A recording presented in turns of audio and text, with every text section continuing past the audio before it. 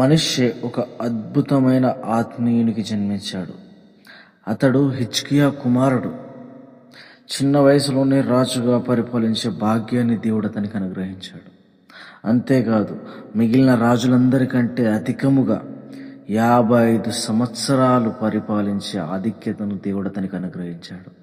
అయితే మనిషి తన పాపాన్ని బట్టి, దేవుని దృష్టిలో తాను చేసిన నీచమైన కార్యాలను బట్టి అతడు కలిగి ఉన్న అధికారాన్ని, రాజరికాన్ని పోగొట్టుకున్నాడు. తను రాజు కదా, అడిగేవాడెవడు అన్న విధానముతో, గర్వంతో జీవించడం వల్లనే దేవుని ఉగ్రత ఆయనపైకి దిగొచ్చింది. దేవుని ఉగ్రతకు గురి కావాల్సి వచ్చింది. దేవుడు తన కనికరాన్ని బట్టి ఆరోగ్యమును, ఉద్యోగమును, గృహమును, లాభమును, సుఖమును, సౌఖ్యమును, గర్భఫలమును అనుగ్రహిస్తాడు.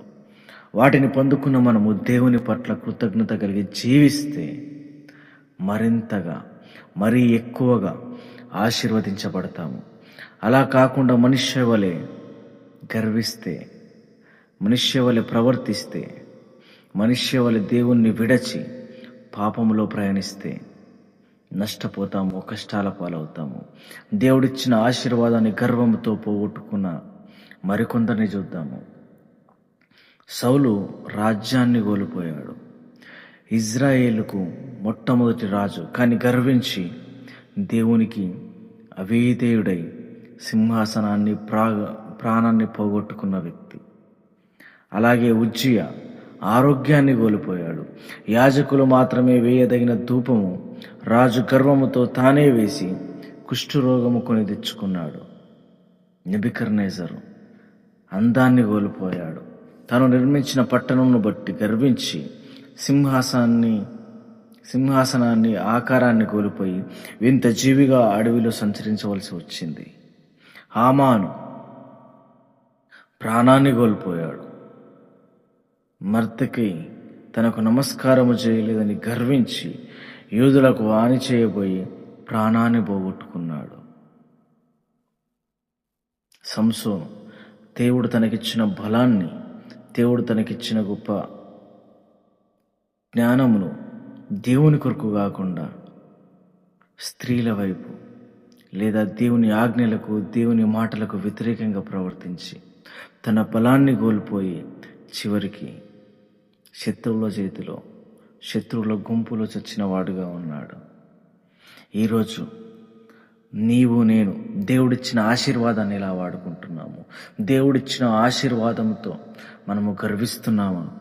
దేవుడిచ్చిన ఆశీర్వాదాన్ని బట్టి మనకు మనమే హెచ్చులు చెప్పుకుంటూ, గొప్పలు చెప్పుకుంటూ దేవుని పక్కన పెడుతున్నామా? ఏ విధంగా ఉన్నామో మనకు మనమే ఒకసారి ఆలోచించుకోవాలి. నీలో గర్వం ఉందా? ఆ గర్వాన్ని ఈరోజు తీసేసుకో. నీలో అహం ఉందా? దాన్ని ఈరోజు తీసేసుకో.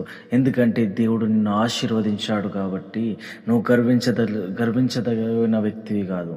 నిన్ను నువ్వు తగ్గించుకున్నప్పుడు దేవుడు నిన్ను మరింతగా హెచ్చిస్తాడు, దీవిస్తాడు, ఆశీర్వదిస్తాడు. గొప్ప గొప్ప వారే గర్వించి నాశనాన్ని కొని తెచ్చుకున్నారు కనుక మనము గర్వించక దీనత్వము ధరించి ధన్యులుగా జీవిద్దాం.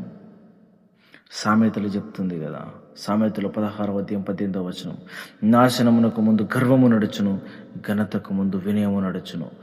క్రీస్తును అనుసరించే వారిమైన మనము, క్రీస్తు వలె జీవించాలనుకునే మనము, మనలో ఉన్న గర్వాన్ని, అహంకారాన్ని, అహమును తీసివేసి దేవుని చేత ఆశీర్వదింపబడిన మనము దీనత్వము కలిగి, తగ్గించుకునే మనస్తత్వము కలిగి